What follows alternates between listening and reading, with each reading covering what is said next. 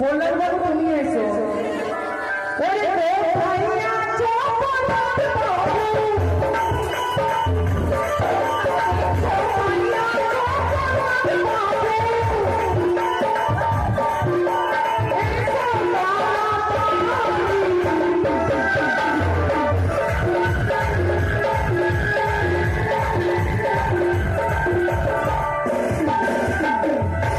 দুই ভাই তাড়াতাড়ি এসো।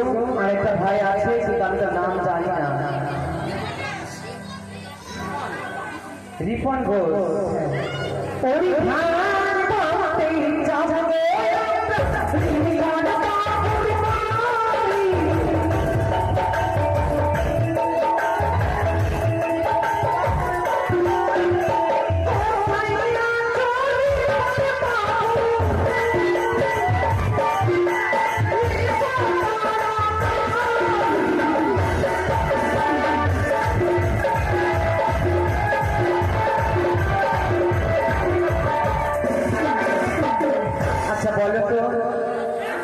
গ্রামবাসীর বাড়ি গিয়েছিলাম, গ্রামবাসীরা দান দক্ষিণা করেছে। সত্যি আমি কিন্তু সেরকম ভাবে গানের ছেলে কারোর নাম বলি আর যাদের দেবতার আশা নিয়ে নাম উচ্চারণ করলাম তিন ভাই এসেছি মিলন পল্লা।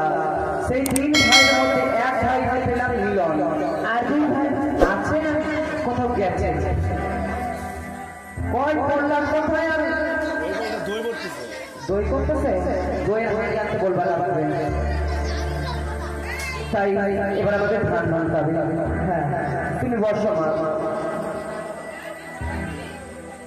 আচ্ছা সকল মা বোনেরা কবি রানী সরকার সাথে আপনাদেরও ধান মানা হয়ে যাবে, কেমন? অবশ্যই জানি না।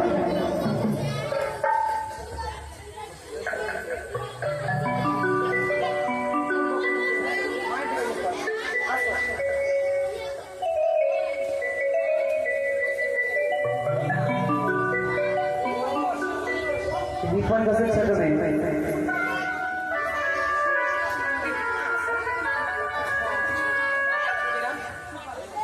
সুকাল ঘোষ আর শম্ভু ঘোষ, এরা হলো আমার নন্দু জামাই। আমার কোথায় তোমার না গো? যাই হোক এই বাড়ি জামাই হলো আমার দিদির নন্দু জামাই। তাই দুজনেই এসে দান দক্ষিণা করে যায়, দুজনের নাম উচ্চারণ করা হলো। এসো ধান মানবো।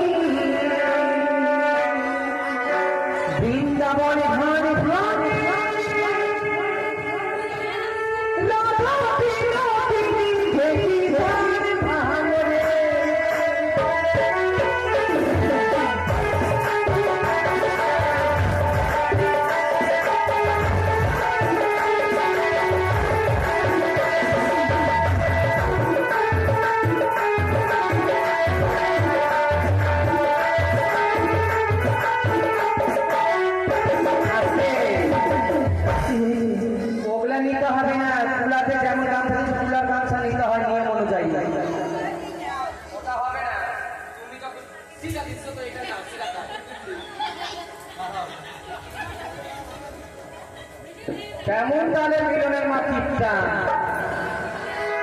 একটা গোটা গামছাও রাখছে না।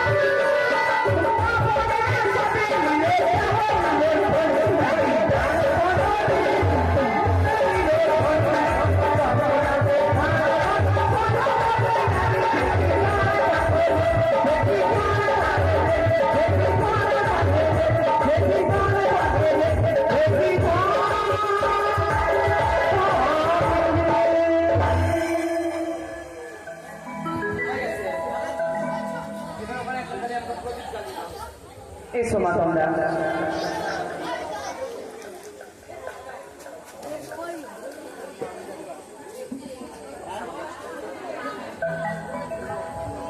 স্বামীর কথা মতে স্বামীর কথা মতে এক এক করে সকলে বলি পারবো আমি করেছি গো করেছি গো তাই রয়ে গেছে শুধুমাত্র গন্ধব ছোঁয়ানো ছোঁয়ানো তাই বাচ্চাটা আমার গন্ধব ছোঁয়াবো।